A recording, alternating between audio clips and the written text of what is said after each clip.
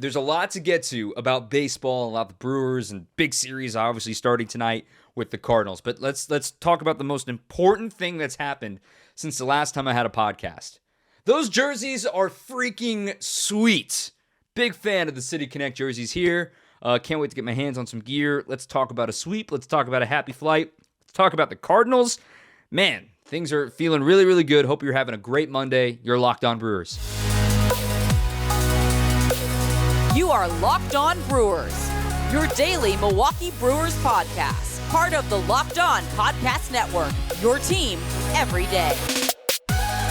Good morning. We got energy. The Brewers have won 3 consecutive games. They've won a series. Not only that, they've swept a series over the Reds, and they're finally back home here to enjoy the fans at American Family Field at home. Man, what a long trip.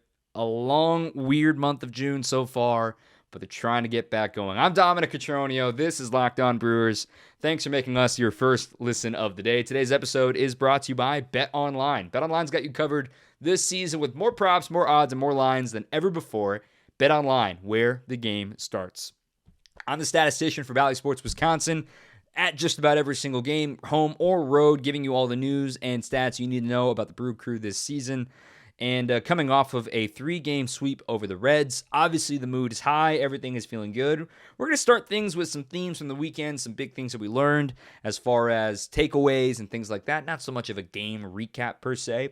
We're also going to go down a status report. How's the offense doing? How's the pitching doing? What's up with the defense? Injury updates as well. And we're going to get ready for these Cardinals. Is this the biggest series of the year? It might be, in my opinion. It's going to be a big 4-game set starting tonight and a very good pitching matchup with Corbin Burnes getting the ball against Miles Mikolas. Mind you, this is the first start for Mikolas since losing that no-hitter in the 9th inning against the Pirates last week, coming off of 129 pitches, a career high for him. See how he responds to that. If you haven't already, hit that subscribe button, whether it's here, wherever you get your podcast, totally free and available on all podcast platforms, and on our YouTube page. I know you've got a YouTube. You're on YouTube all the time. Go ahead and hit subscribe to us there as well. The video version is posted there. I've got the next in the hopper coming out later this week as well. 3 episodes up. 4th one's coming at the end of this week too. Okay, Brewers take 3 consecutive games over the Reds. They get the sweep. They avenge that tough series loss they had last May, last month or so ago, where they lost 2 out of 3 in Cincy. 5-4 on Friday, 7-3 on Saturday, and 6-3 yesterday on Father's Day, Sunday. Winning pitchers were the starting pitcher in all 3 games, which was significant. Eric Lauer, Jason Alexander, and Adrian Hauser. You did not have Josh Hader available as he was returning from paternity leave, and you really didn't need him. Brad Boxberger got the save on Friday, and Devin Williams got the save yesterday. And that leads me to my first theme from the weekend, the bullpen. Really the whole road trip. So the bullpen is currently on a stretch of 26 1/3 consecutive scoreless innings. And this with only 1 inning from Josh Hader. The last 8 games, they've gone 26 plus consecutive scoreless. Tremendous work by them. Hobie Milner, give him Cy Young votes. I don't care. He got out of that bases loaded jam. That was incredible in the 6th inning. Milner has continued to be incredible for the Brewers. He's now 13 for 13 in leaving inherited runners stranded. That's the 2nd most in baseball without allowing an inherited runner to score, only trailing Joe Smith with the Twins. He's also got a .53. I'll say it again for dramatic effect. 0.53 ERA since May 14th. And furthermore, runners in scoring position against him, this goes back to the 13 for 13 inherited runners left stranded. All season long, runners in scoring position, batters with runners in scoring position are hitting .071 against him with runners in scoring position. Just 2 for 28 this season against Hobie Milner. Man, what a stretch he is on right now for the Brewers. And also, I want to talk about Devin Williams. He gets the save yesterday. Nearly an immaculate inning. If it wasn't for a ground ball for the first batter of that inning, it would have been an immaculate inning. 9 pitches, 9 strikes. He got 2 strikeouts. That was awesome. Now, over his last 15 scoreless innings, he's got 24 strikeouts. And when you look at his total strikeout numbers on the season, this was in the last episode of In the Hopper, he's got 23 strikeouts on changeups now, 20 of them on fastballs. He is legitimately a 2-strikeout pitcher now that he can fool you with a fastball elevated. He can get you to swing over that changeup still. He can dot a fastball at 96 and have you fooled. What a development again for Devin Williams and for the Brewers to keep things rolling right now for their bullpen. Incredible work for them as of late. Next theme I want to come away from this weekend. Got to talk about Hunter Renfroe. Hunter Renfroe homers in all 3 games, and he talked to Kurt Hogg after the game, Milwaukee Journal-Sentinel writer, saying on Twitter, saying that, I can't really see the ball well here in Cincinnati. I'm surprised I hit 3 out. He hit 3 laser beams out of the ballpark at Great American Ballpark. That was incredible. Second time in his career that Renfroe has hit a home run in 3 consecutive games.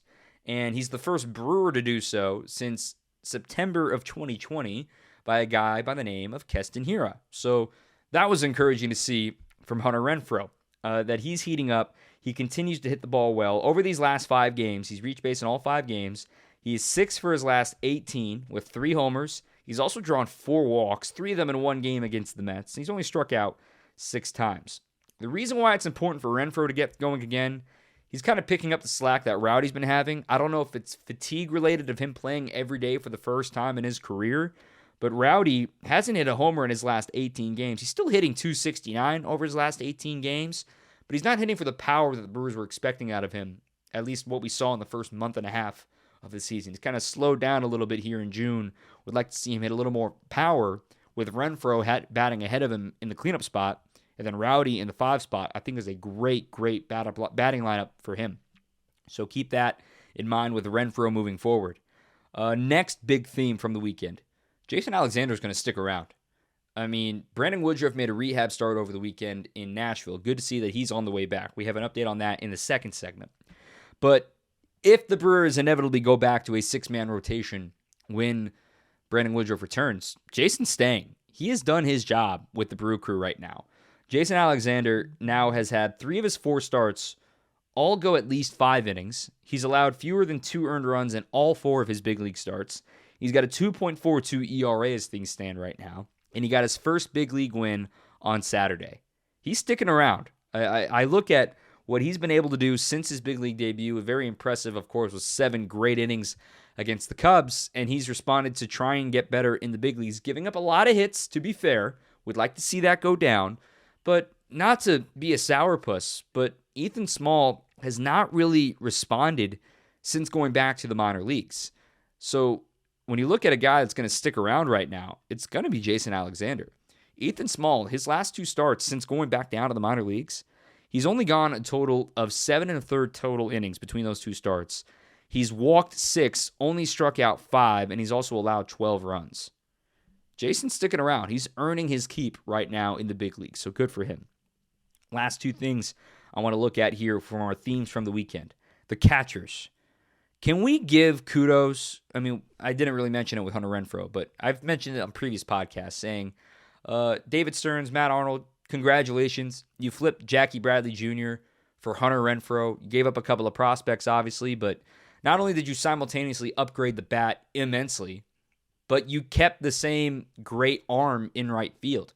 You obviously had Lorenzo Cain coming back on the team in center field as it was stand. More on that in a second. And Tyrone Taylor in center. You didn't necessarily need Jackie in center this year. So they were ready to make the flip. What a flip for there. And how about the flip for Victor Caratini on opening day, or day before opening day, to bring him to the Brewers when Pedro Severino gets popped for 80 games for PEDs. What a flip. Look at the catchers right now. Narvaez is hitting .266. Caratini's hitting .261. Victor's got 5 homers. Caratini, he's got 9 runners caught stealing this year. He's got an .843 OPS.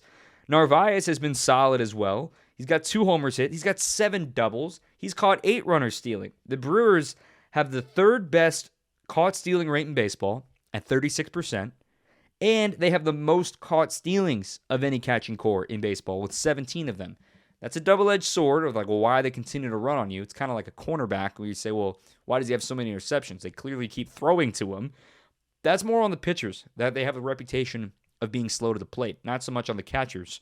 They're not overly elite pop times, but their arms making up for a lot with the Brewers' arms on the mound and for their pop times not being, jumping off the page. It's been great stuff from Caratini and Narvaez. What a move to bring Caratini in when you knew you were going to need him with the 80-game suspension from Severino. And lastly, in this first segment, the outfield outlook.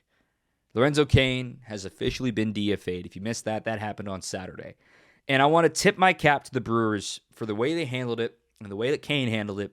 They did it on his 10-year anniversary of service time. What does that mean? When a player reaches 10 years of service time, his pension is officially maxed out. Meaning it doesn't matter if he played 10 years, if he played 15 years, if he played 19 years, it doesn't matter. He has reached his maximum. Less than 10% of all players make it to 10 years of service time. So he is maxed out. He's going to be earning a good chunk of cash for the rest of his life starting at age 45. So congratulations to Lorenzo on what will likely be an incredible career. He has not announced his next plan yet. You get 10 days to decide when you're DFA'd like this, but all intents and purposes, it seems like this is the end of the road for Cain. We'll have more of a story on that when he does officially hang it up, but kudos to the Brewers for handling that in a classy manner. They called up Jonathan Davis and added him to the 40-man roster from AAA Nashville as your outfield depth right now. But aside from that, there is nobody else in the 40-man that's an outfielder. I know David Dahl is in AAA. He's not on the 40-man. He's played in the big leagues with the Rockies and with the Rangers. You would have to add him to the 40-man in a stretch where you're trying to get guys back onto the 40-man. Guys like Freddie Peralta will eventually be coming back onto the 40-man in August. Maybe Jake Cousins will be coming back. You also look at a guy, of trying to make sure you have room for if you want to bring one of these suspended guys back in Severino or Mejia. They're currently off the 40-man, so they might be a little overloaded to add somebody else, which maybe sets the stage for a trade. I'm not 100% sure, but I just wanted to make sure we got that in here. Big loaded first segment on a great opening weekend, or last weekend, I should say, against the Reds to get things going again. They're 38-30 now, are the Brewers getting ready for these dreaded Cardinals. Let's look ahead and look at a status report before we get looking at the Cardinals. Before we do that, I want to tell you about our friends at Athletic Greens. It's so simple to incorporate over 75 high-quality vitamins, minerals, whole food source superfoods, probiotics, and adaptogens into your day. It's just one scoop into a glass of water first thing in the morning. It's what I do. It helps you with your immune system, your nervous system, your energy, your recovery, your focus, your aging. All of the things can be solved with AG1. It is an absolute superfood as opposed to taking a million different vitamins and minerals to start your day. Just one scoop, glass of water, and you are good to go. It's a micro habit that's actually cheap too. It's less than $3 a day. It's cheaper than grabbing a Starbucks every single morning. And it was created when the founder was having trouble with gut health and was already doing a supplement routine, but was realizing it was like $100 a day for the supplement routine. So he created Athletic Greens after experiencing how difficult it was to have an optimal nutritional routine. Look, we all struggle with nutrition. We all don't eat the right foods on a daily basis. With AG1, you can get something into your body that is good for you, no GMOs. It's super easy to incorporate into your life. Just 1 gram of sugar, no nasty chemicals, nothing artificial, and it still tastes good. It's so simple to incorporate. So it's right now is the time to reclaim your health and your immune system with convenient daily nutrition. Just 1 scoop, like we've been saying, that's it. Athletic Greens is going to give you a free 1-year supply of immune-supporting vitamin D and 5 free travel packs with your first purchase. All you got to do is visit athleticgreens.com/MLB Network. Again, that's athleticgreens.com/MLB Network to take ownership over your health and pick up the ultimate daily nutritional insurance. Status report. Let's look at the injury report first and foremost here. Brandon Woodruff did pitch on Saturday with the Nashville Sounds taking on the Memphis Redbirds, and he came out of it well. He reached his pitch count, which was 50. He threw 51 total pitches. He faced 11 batters. He struck out 7 of them. He pitched into the 3rd inning against the Redbirds. So very encouraging. Everything was all systems go for him out of that. It sounds as though he'll be making one more rehab appearance, but with Appleton this week. Not confirmed on that yet. So if you're listening in Appleton and trying to get tickets to Woodruff, we don't know if that's happening for sure. But it sounds like one more rehab start for Brandon Woodruff, and they will see if he rejoins the rotation on the next go-around next week on the road, perhaps in Tampa Bay or in Pittsburgh on that next road trip. So that's one starter on his way back. Another, Aaron Ashby, you may recall, was pulled due to forearm tightness, which was later corrected to forearm fatigue in his last start against the Mets. They have not been committal on whether or not he's going to miss his next spot in the rotation, which is currently slated for tomorrow. So I'd be, personally, the fact that they haven't said anything kind of tells me that he's probably going to make the start. You may learn more here later tonight as the Brewers get ready for the Cardinals, but he threw a flat ground on Saturday and everything was fine. So it sounds like they're going to be A-okay for him to make his next start tomorrow against these Cardinals. So that's good news from there.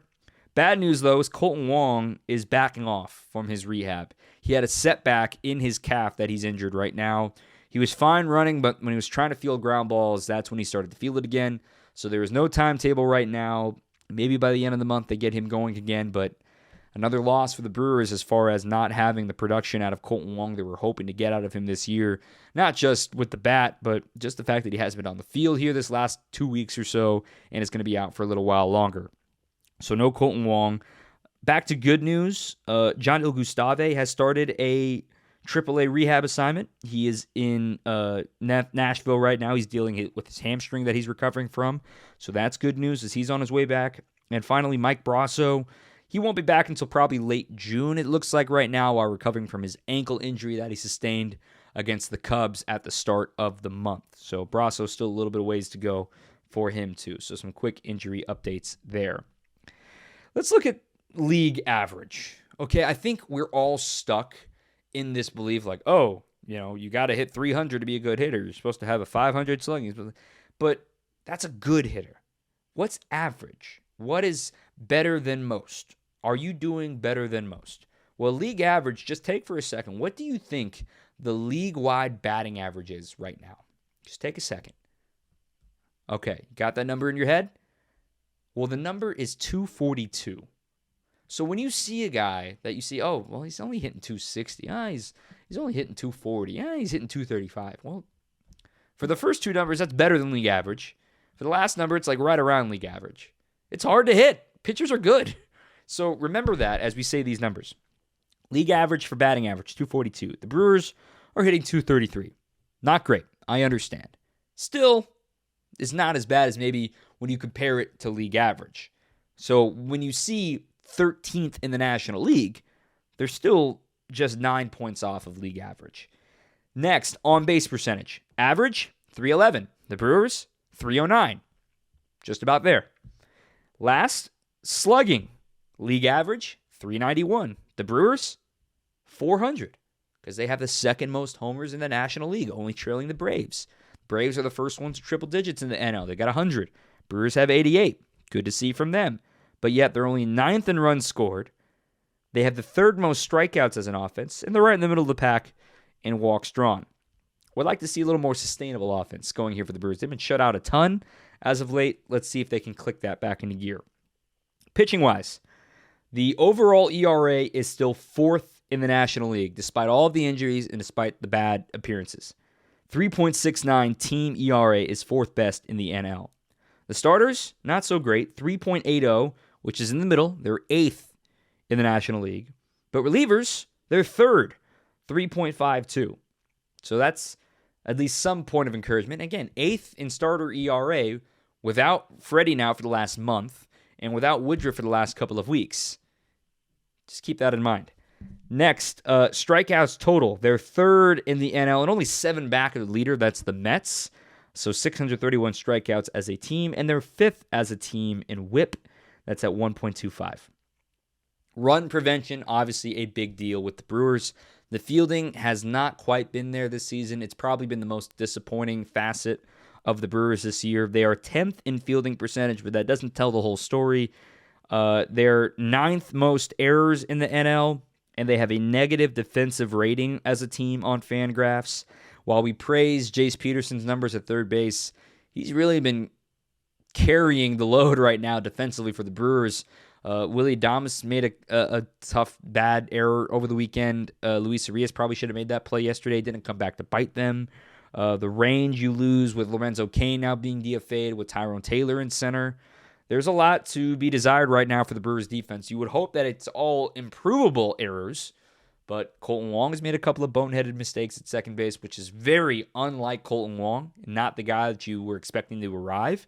So would really like to see the defense get tightened up here down the stretch of the first half to see what these Brewers really have coming up here as the pennant race will start to heat up soon. Okay, the time has come to talk about those dreaded Cardinals. Before we do that, you can go back to BetOnline and check out the futures on what the preseason numbers were on who are going to win the Central, the Brewers or the Cardinals, who's going to win the pennant. You can see all those futures, your number one source for all your betting needs and sports information. They've got NHL playoffs up there. They've got Major League Baseball. Of course, the finals are over. You've got NBA draft about to happen. Everything's available at betonline.net, your number one source for everything, the fastest and easiest way to check out all your favorite sports, events, including MMA and boxing, even golf. Shout out to Matt Fitzpatrick yesterday. That was awesome watching the end of the U.S. Open. Congratulations to him at the Country Club. That was a whole lot of fun. Head to the website today, betonline.net, where the game starts. The Brewers have now made it through their three-city road trips. This last one, they went 5-4. In the middle one, they went 6-5. And in the first one, they went 4-5. That is a total of 15-14 on those three consecutive three-city road trips. You are lying to me if you say you wouldn't take that. Then you throw in the context of all of the injuries, all of, not only on the pitching side, but on the offensive side they've had to deal with during these three-city road trips. The fact that they finished one game above 500 during these three hard road trips, all you got to do is beat 500 on the road and win series at home. That's how you win divisions. The Brewers got back on track with that. And what I look at, and Brewers fans can't get too greedy here on June 20th, pointing at the standings, saying, oh, look, all tied up with the Cardinals. Cardinals were talking smack. I know they were this past week. Look, it's still June 20th. This is still a massive 4-game series because you won't see this team again until August. You won't see this team again until after the trade deadline. Both teams could look different. Maybe they won't, but they could look different. That is why this 4-game series is going to be massive. When I look at the Cardinals, obviously no Yachty, but look, Nolan Arenado and Paul Goldschmidt are still absolutely tremendous players that the Brewers are certainly well aware of what they can do to a team and what they've done to the Brewers in their careers. You got to take care of those guys, but their bullpen is a little tough right now as far as getting guys, finding guys to get the job done right now for St. Louis. I mean, Paul Goldschmidt's hitting .344 on the season. On top of that, Nolan Arenado's hitting .275, but he's got 13 bombs. Goldie's got 16 bombs. Tommy Edman, who's been a thorn in the Brewers' side, he's hitting .285 with a .788 OPS out of the leadoff spot.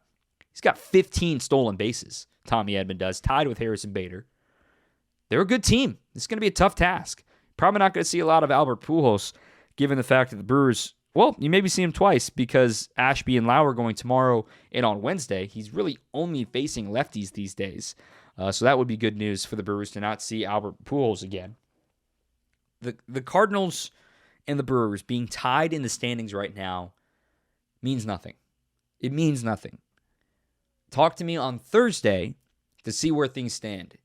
What the Brewers are able to do, because I know they don't have Colton Wong, but this offense is pretty much healthy.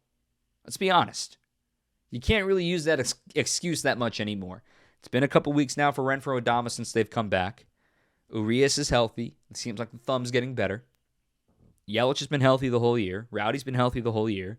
Narvaez and Caratini are fine behind the plate. You are pretty healthy. This is a huge chance for you. You don't have the pitching, obviously. You would much rather have Woodruff and Peralta available, but they're not. That's the reality. Can you take 3 out of 4 from the Cardinals? Then we talk about standings on Thursday.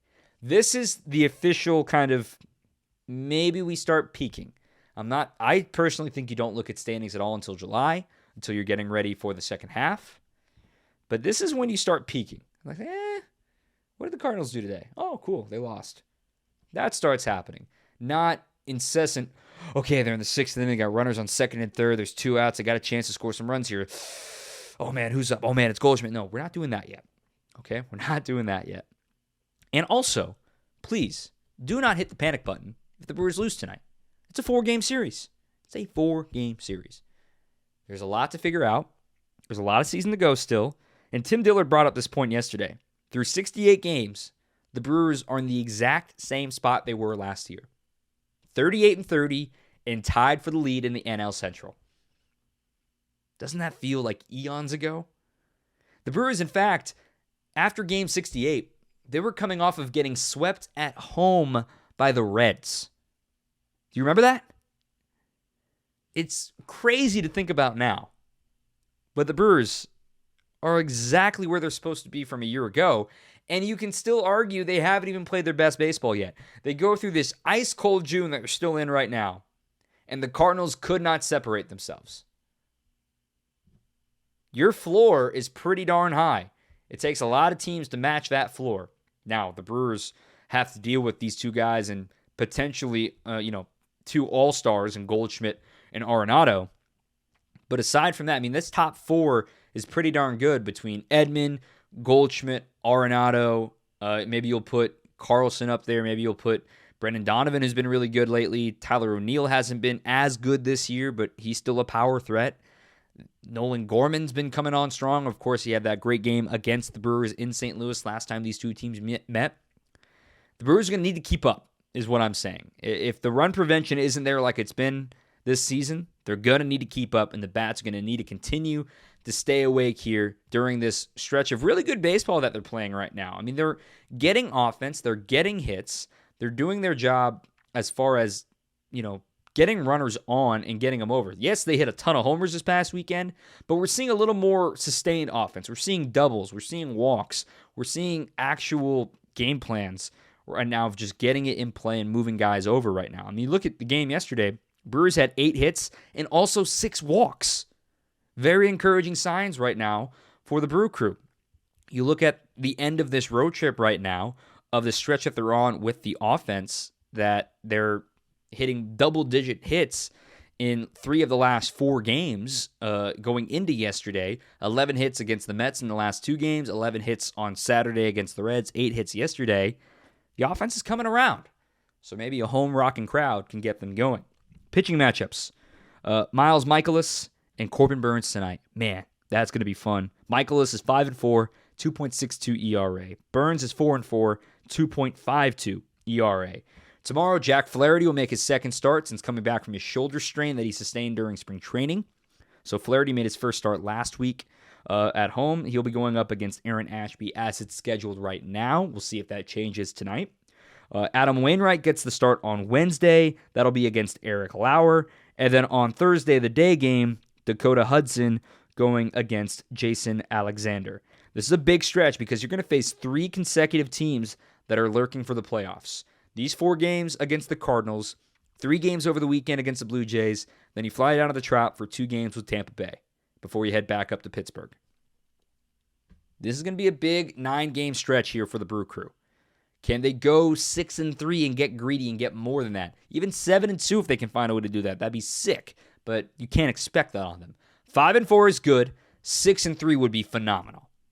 That'd be very, very good right now for the Brewers. So hope you tune in. We'll see you on Valley Sports Wisconsin tonight. And before we go, Brew Crew City Edition City Connect jerseys. Those are awesome. I'm a big fan. The grill patch, the details. I'm kind of wishy-washy on the hat. The more I look at it, the more I like it. The MKE maybe could have been a little softer, but I love the 414 hidden element in it. I think that's really, really cool. The color scheme's great. I know some people are saying maybe you should have done powder blue pants as well.